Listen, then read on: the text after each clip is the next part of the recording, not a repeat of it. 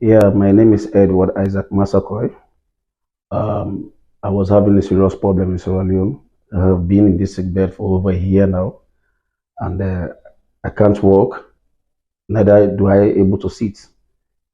So by that, I have been trying assiduously in my country to make sure that I was able to get back to my feet.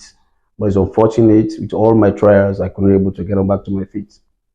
Not often now. When I came to India, I was able to meet with Dashan, and he helped us to have a good doctor, Dr. Manish, and I went for the surgery for the hip replacement, and to God be the glory. Now, as you can see, I can stand up by myself. I've not been doing this before, and I can walk, which is a great thing, and I appreciate it greatly because in my country now I can able to sit back again because I've not been doing that for myself. Because I've been in the sick bed for over a year. I was always on the bed, lying down without doing anything.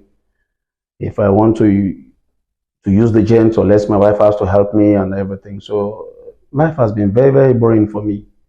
But thanks be to God that I'm able to do what I'm able to do now as a man, and I'll be able to go back to my country and start working again.